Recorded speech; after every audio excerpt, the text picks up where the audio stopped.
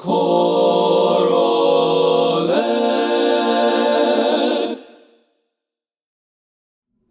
Hello, fellow choral directors, and welcome to another episode of Choral Ed. I'm your host, Micah Bland. Thanks so much for watching. Today, I'm honored to be joined by Nigerian composer and choral director Jude Nwankwo as we discuss performing Nigerian choral music. Jude is currently completing his doctorate in choral conducting at the University of Alberta. Jude, thanks so much for joining us today. Thank you so much for having me here. So, to start off, how does rhythm, movement, or dance influence choral music from Nigeria? They are all interwoven.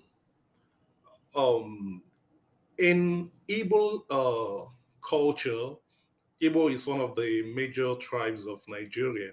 The word Igbo means both music, both dance, both playing. It is like the whole arts put together in one word. So when you talk about rhythm, once the rhythm is going on, the dances are just coming up, even without you thinking about it. Once you hear a rhythm, you start tapping your feet or moving your body to the rhythm of the dance. And so the whole thing about rhythm, movement, dance are all intertwined. It is not separated from each other at all. That's beautiful to see, and it's nice to have that type of connection to a word instead of we have all of these different words to describe things in English. So that's beautiful to see one word to Yeah. describe it all. Yes. So maybe a follow-up question about that, talking about that dance or movement is embedded in music and the rhythm and in the word, as you mentioned. What kind of a movement should choirs be doing when they perform this song? Or, is there just any type of free movement, or are there kind of more certain dance styles for certain songs? I don't know. Also, it depends on the kind of song you're performing and from where the song is from. Um, the culture from where the song is will suggest the kind of movement.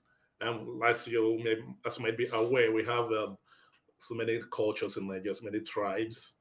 So if you're performing a song from Yoruba, for example, from the Yoruba tribe, they have their style of dancing, their style of movement, which differs from the Igbo tribe, from the Efik tribe, from the Hausa tribe.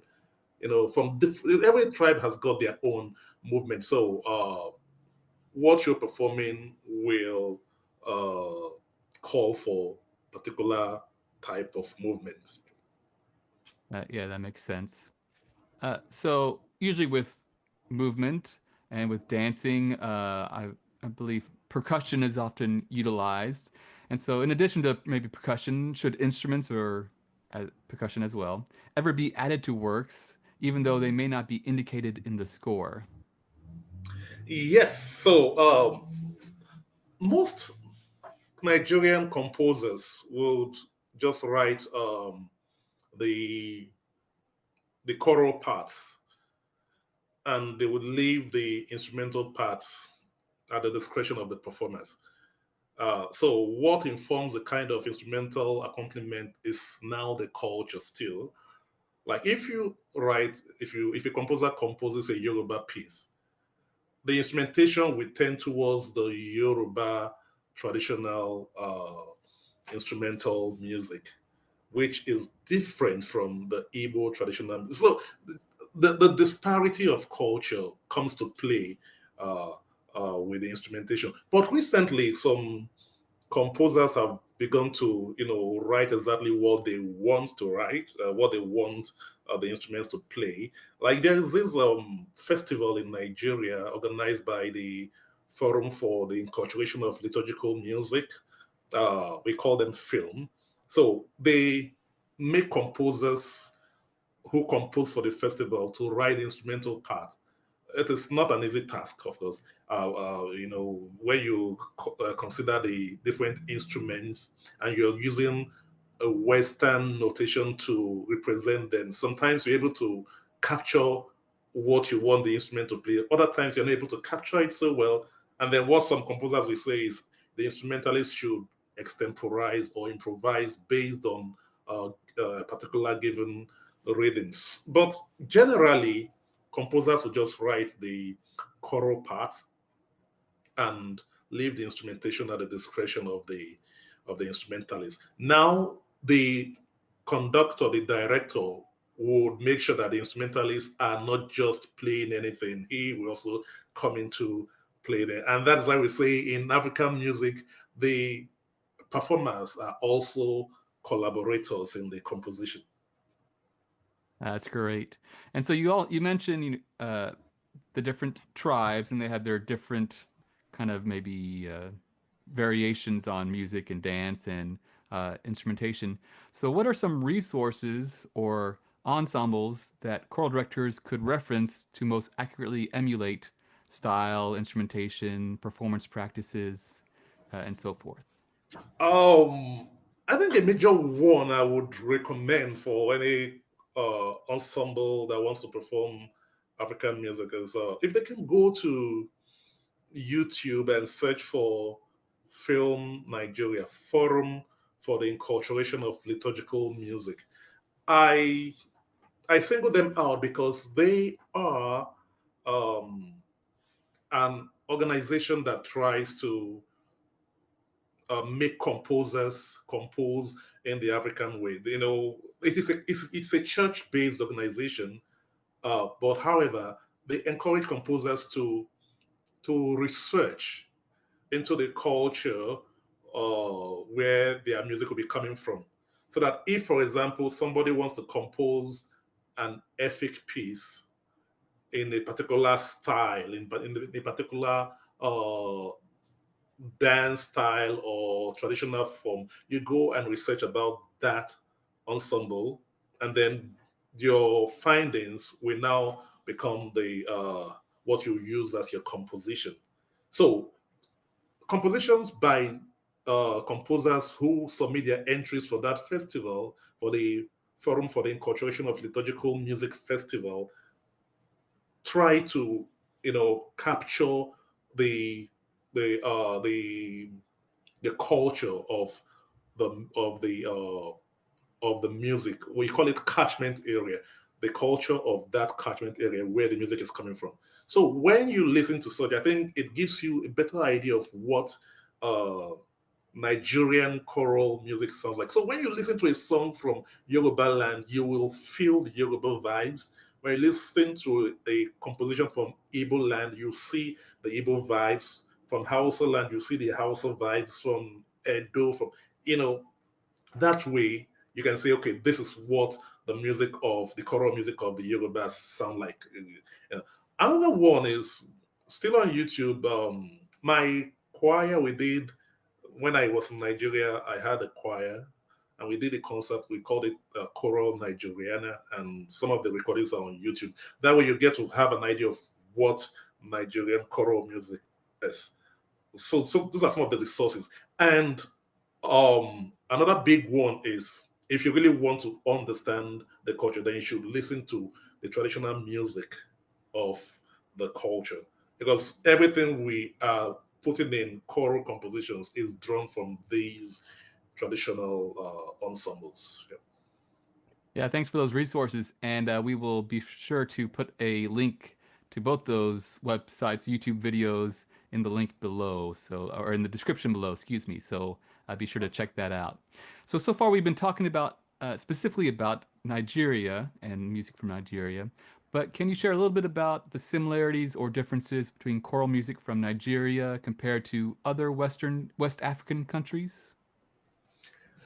So that's a very great question. So I would say um, before uh, before the colonial masters came to this part of the world, I think our cultures are intertwined. Before we started drawing the border lines, there is this marrying of one culture, so that you won't see, like in Yoruba music, you see aspects of other music. We call it acculturation, right? And you don't see a purely distinct music from a particular place. You would have seen it because of migration and all the stuff. You see different cultures coming together. So when you talk about West African choral music, Nigeria, for one, is a West African country. So when you say West African choral music, you're talking about music of Nigeria because it is part of West Africa. But because of the mingling of cultures, you will see elements of Nigerian choral music in even Ghanaian choral music and other parts of the sub-Saharan African community. So it is all intertwined. When you talk about the rhythm, there's this basic rhythm, pa pa pa pa pa pa pa pa pa pa. Some people call it the timeline rhythm and other kinds of other names. But you see them in Nigeria. You see that rhythm in Nigeria. You see it even in Ghana and other sub-Saharan African countries. It shows that before the geographical borders were drawn, there has been some mingling of these cultures, so that you see this music here and you see something that sounds like this particular music that you see in Nigeria, in Ghana. So it is all what we call the West African music. So when you talk about Nigerian choral music, for one, it is not entirely different from what you would call West African music. Nigeria at this point is representing West Africa. And then when you bring the music of Nigeria and compare it with other West African countries, you will find the similarities. Yeah. Yeah, great. And so talking about some of these performance elements, are any of them, uh, if a Western ensemble were to perform them, would it be considered inconsiderate or cultural appropriation? Hmm. So cultural appropriation is a very sensitive topic. Um, but I would say if a composer publishes their work, that means they are giving people the license to perform them, right? If it is on sheet music, that means anybody who has access to it should perform it. But then, as a choir director, it will be very good that one tries to find out more about that piece. And the world is a global village. There's nowhere you go to. If you want to look for anybody from any tribe in the world, you can easily find that out through the social media. So reach out to people who understand this culture so that you won't be assuming that this is how it is done when somebody is really out there to guide you. So that way we're able uh, to not to fall into the complications of cultural appropriation.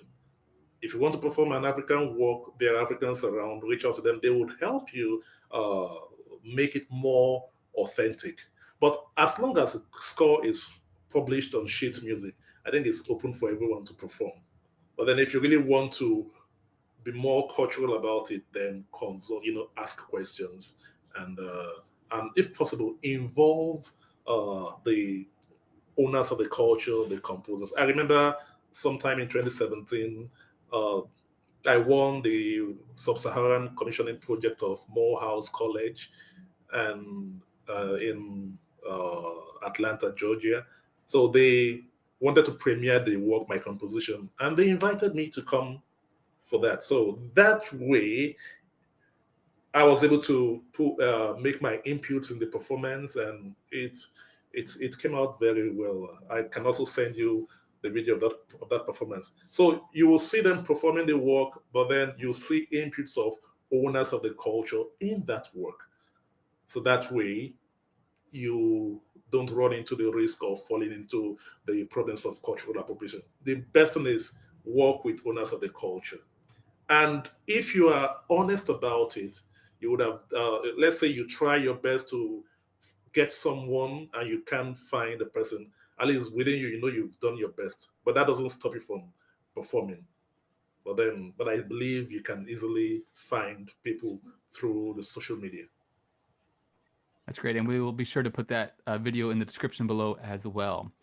But talking about published works, as a composer yourself, where can directors find and purchase your music?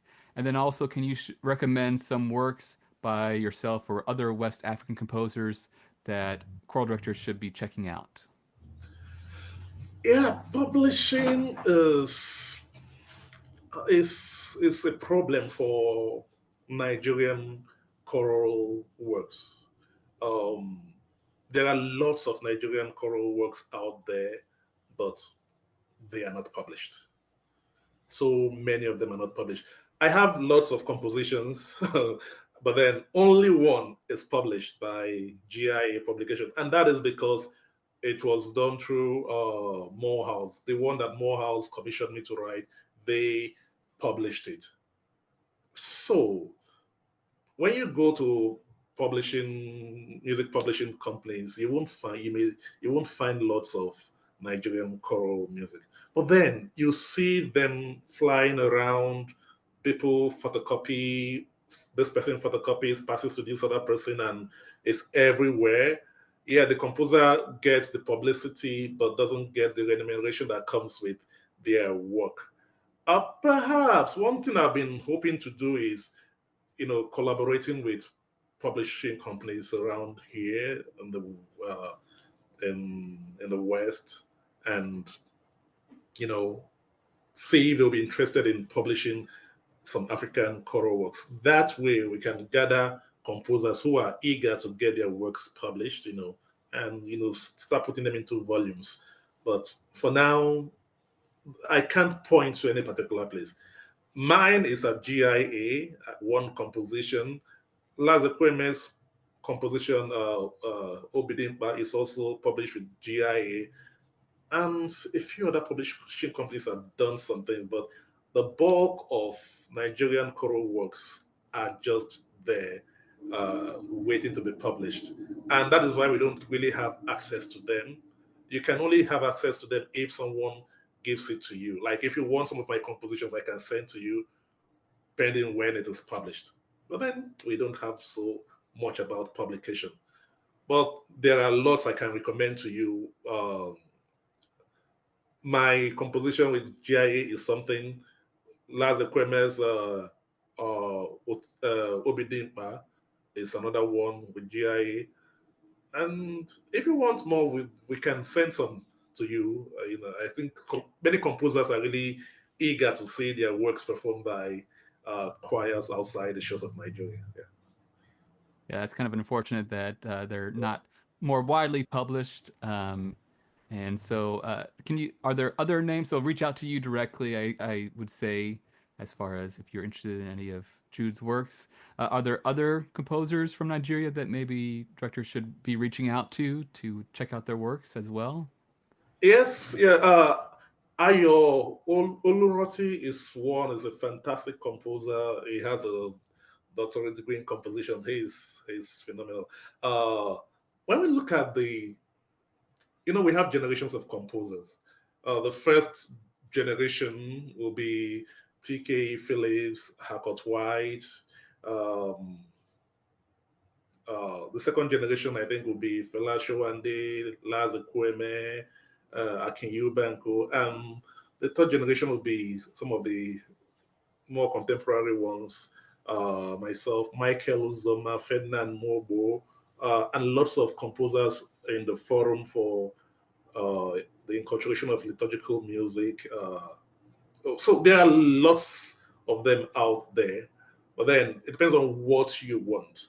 Some are secular composers, some are sacred composers, some marry both.